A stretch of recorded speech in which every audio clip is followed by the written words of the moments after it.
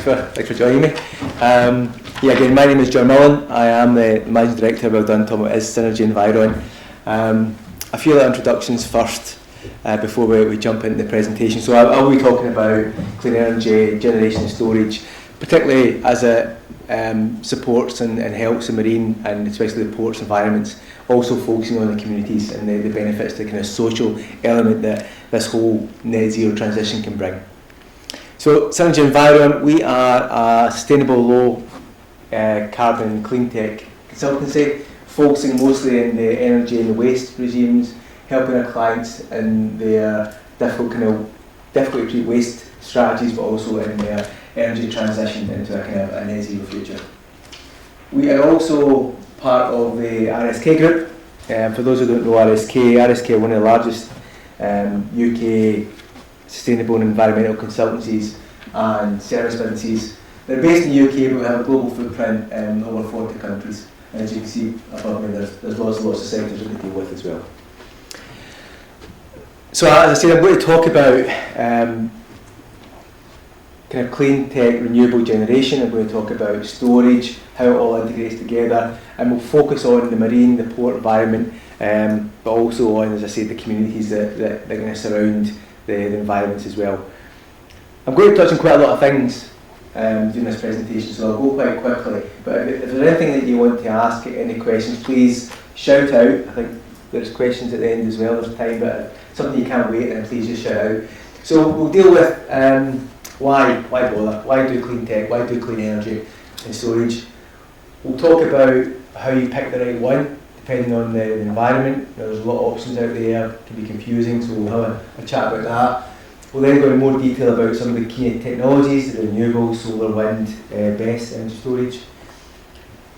It's not all about energy, so there's also other elements. The resources that a port has is greater than just energy, obviously. We'll talk about land, but also water, and particularly waste. There's more and more regulation coming on waste, so we'll talk about how waste can actually be converted into an asset rather than a liability. We'll then just slightly touch on kind of my kind of passion for the energy transition. It's more about energy integration, so how when you do one thing it connects to another thing, and how that all has to be taken into consideration when you're making decisions on what to do. We'll touch on regulation and policy, how that can help, but also some of the challenges that are coming along. And then finally we'll talk about why ports and the marine environment are a brilliant place for the energy transition, both in terms of its current infrastructure, but also in terms of some of the supply chain issues it's got as well, supply chain advantages that it has. Okay. So why bother? So ports, marine environments have got great advantages in terms of the space that they inhabit. They've got land, which is not always that easy to come by. Generally, kind of on a brownfield environment. So again, the planning and the regulation behind new installations, new facilities can be a little bit easier.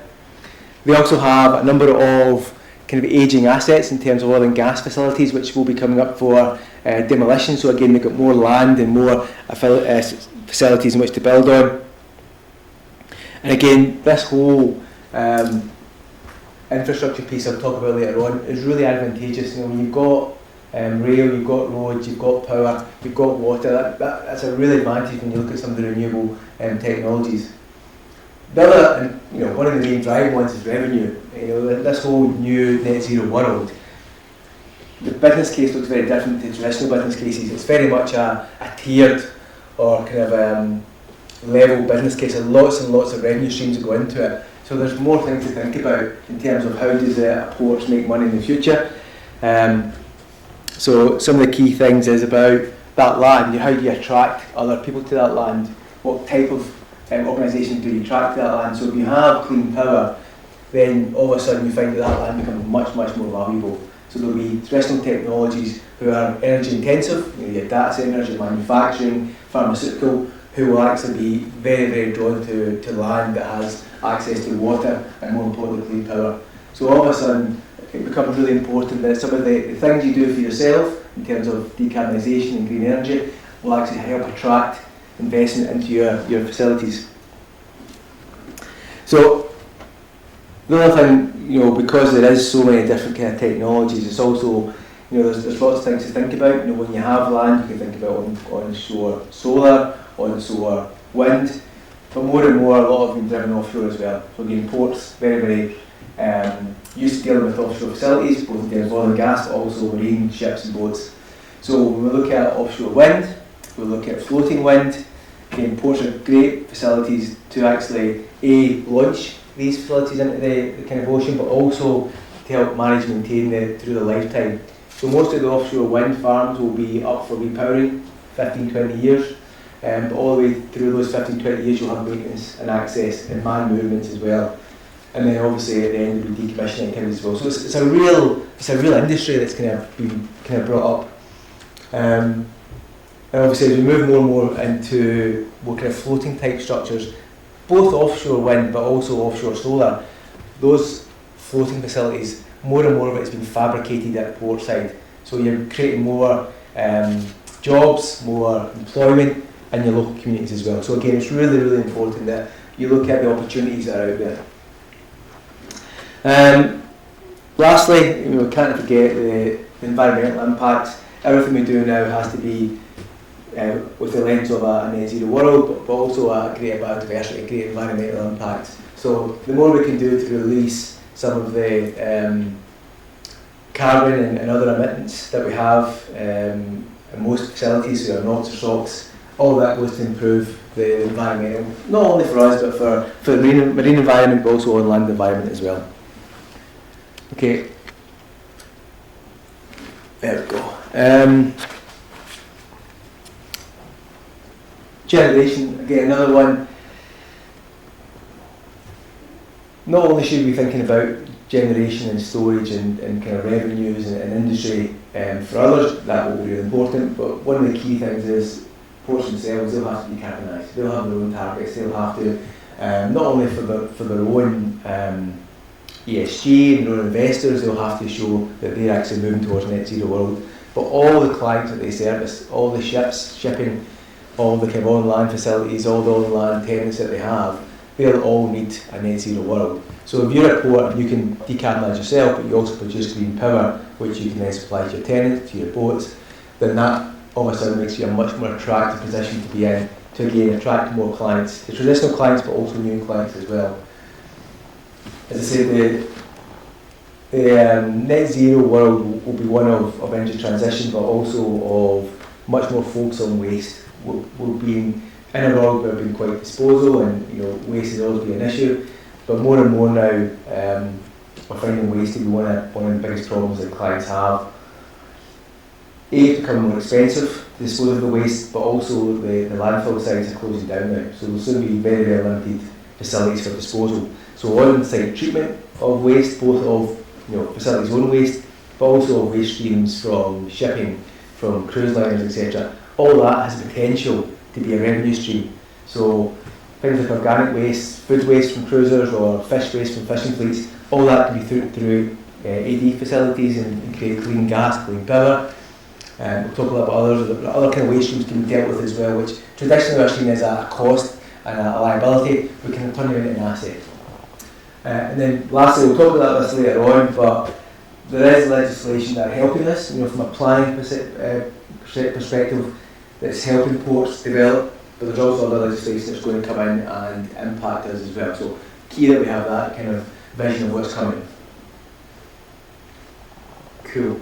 So talked about a lot of things there, a lot of wind, a lot of solar, a lot of waste, a lot of AD plant pyrolysis. So the key thing is, how do you identify what's right for you? The good thing is there's no one right answer, but that's a bad thing. But there is no one right answer. It all depends on your facility, your clients, your opportunities, your assets, your land, what you can do. So my advice would be the first thing you need to do is think about, sort yourself out. From a port, from a marine environment, what can you do to make yourself net zero in 2045, 2050, whatever your aspiration is.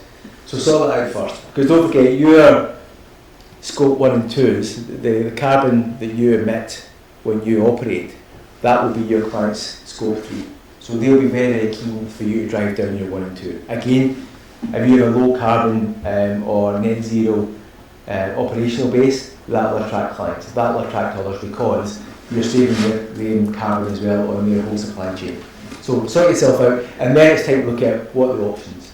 So then we can start looking at assets in terms of land banks, in terms of existing facilities that are about to be redundant, in terms of clients. What clients do we have that we can get involved in to see what they want? Talk to clients, what do they need? Do they want clean electricity? Do they want biofuels? Do they want hydrogen-derived fuels? So understanding where your client base is. Also, understand each of the technologies, because all the technologies bring their own advantages, but also some challenges as well that you have to work through. On the, well, my left, your right, this is just a methodology that we use for, it's fairly transferable to any sector, just to help clients understand where they are, where they need to be, and then roadmap what they want to do over the next 20 years. So A, they get net zero, but B, they also build a really strong, resilient business case for the future. Just carrying on that theme, I mean, the good thing about all this is there's a lot to think about and there's a lot to do, and it's very expensive. But there's an amazing amount of opportunities, and there's a lot of partners who are willing to help as well. So be the partners in terms of your clients, be the partners in terms of investors. There's a lot of funding in this area, and more we're seeing that actually being net zero or being having a plan or a roadmap to get net zero is a fundamental requirement of good funding.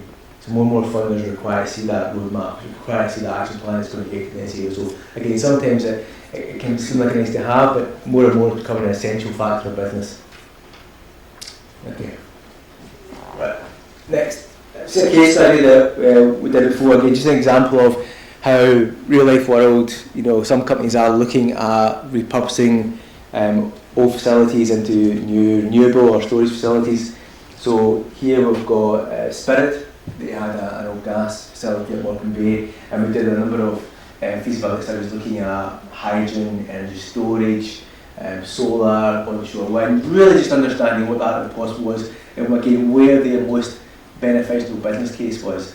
Because as I said before, there's not always one answer. Sometimes it's a very simple, it's wind, sometimes a more complex, it's solar and battery. So again, really dependent on your environment, your geography, and what your assets are.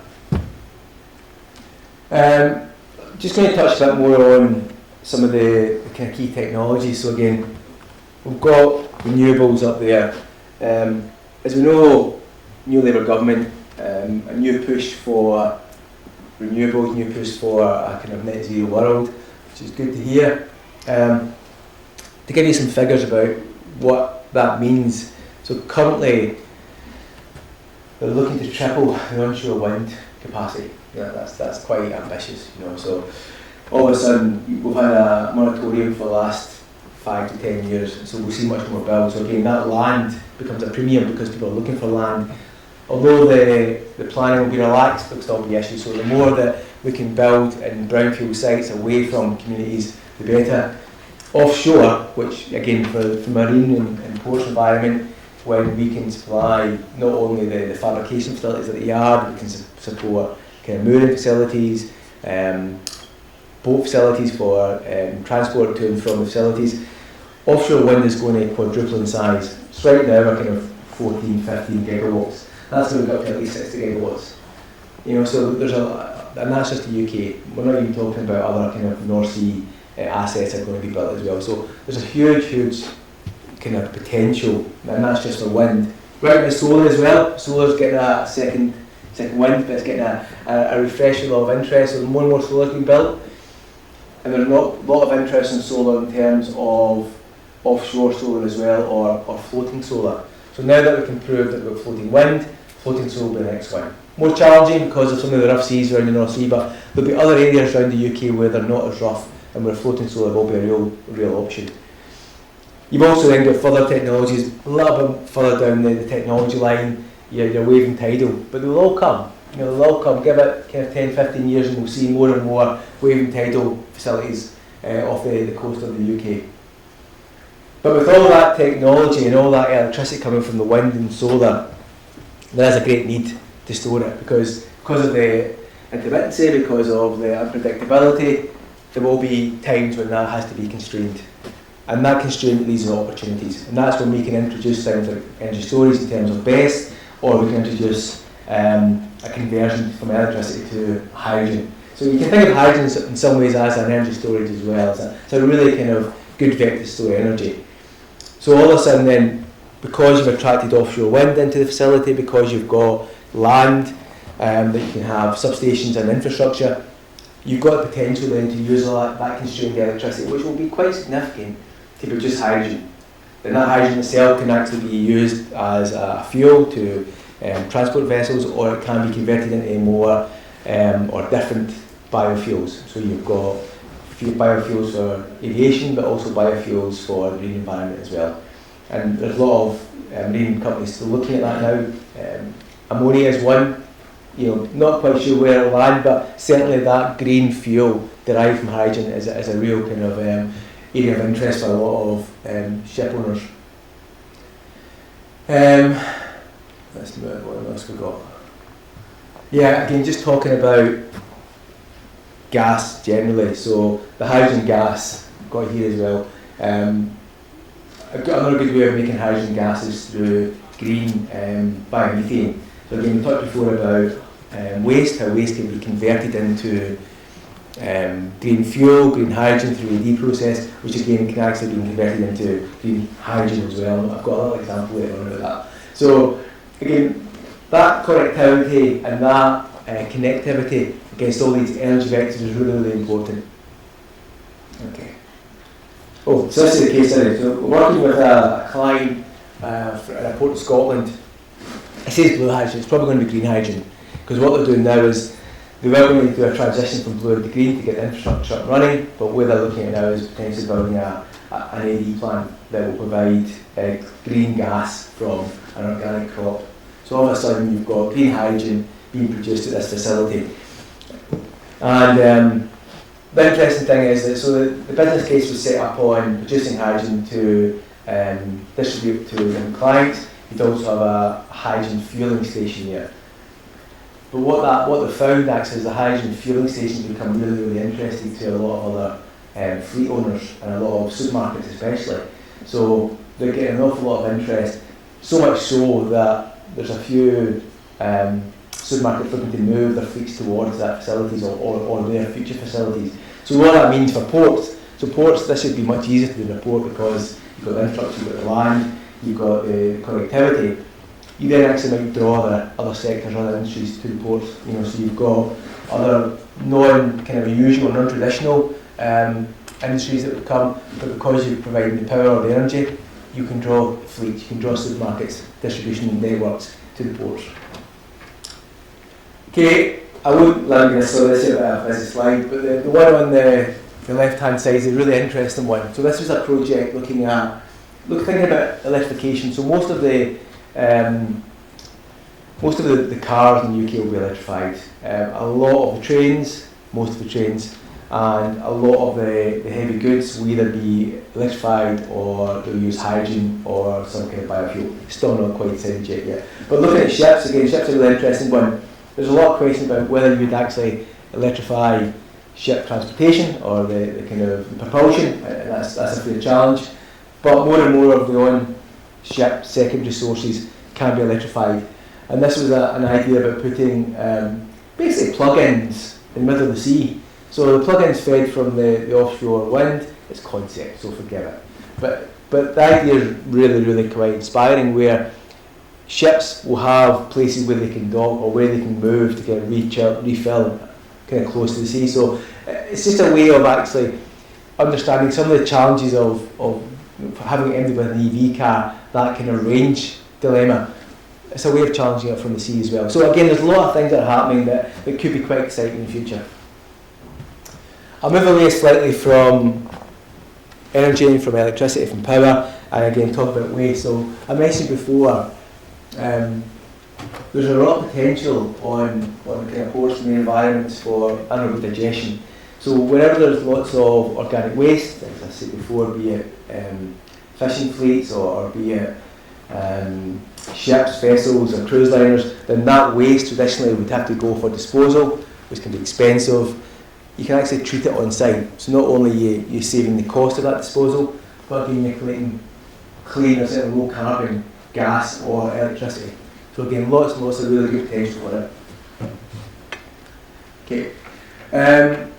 As well as organic waste, there are new technologies, but there are much more proven technologies for other types of waste. So where you've got kind of wood chip or kind of wood waste, where you've got plastic waste, again, waste with more carbon content, then pyrolysis is a really interesting technology. Not only does it produce heat and power as well, so you withdraw the carbon and you can convert that heat and power, but it's just a char, and as long as you've got a kind of a verified waste stream, that char actually attracts carbon credits. So again, you've got another revenue stream from your business case. So again, really interesting things that are, it's that all that art of the possible. Certainly not good for every port facility, but it will be good for some. Okay, some case study that I've skipped through because of time. This is just an AD plant. We used pharmaceutical waste for the first time in the UK, the first time in Europe. Again, we put it through an AD plant and we got green gas, which we inject into the grid. So again, in one fell swoop, this pharmaceutical facility became net zero, almost net zero for a facility. But that facility is actually cash generating, so it's costing nothing. In fact, it's been cash positive for them to go net zero. So lots of really interesting technologies. I did say before that it can be really expensive. The capital can be really expensive, but it can be quite profitable. In some ways, it can be essential as well for the future of business. Again, another one, this is just a dairy farm. We took kind of waste milk and dairy products and created green gas. I love this slide, and apologies because it is quite busy. But this is my kind of one little hobby horse about when I talk about energy transition. What I mean is energy connectivity. You know, it's really about bringing all those vectors together. So what this is trying to show is just that there's connectivity on everything. Yeah, you might need to photograph on it. It's not easy to read. I'll focus on this a little bit, but what I've talked about today, so the kind of renewable element of ports and facilities, it's all about bringing electricity, green electricity out of the port. With that, you can then get your power grid, so you can just discharge the grid, or you can actually power the port. You can then have private wires that powers your data centres, you have private wire that powers your manufacturing facilities, you have private wire that powers all your clients, so the ports become suppliers. From that power, you can then produce hydrogen. So again, you've got green electricity, you can produce green hydrogen.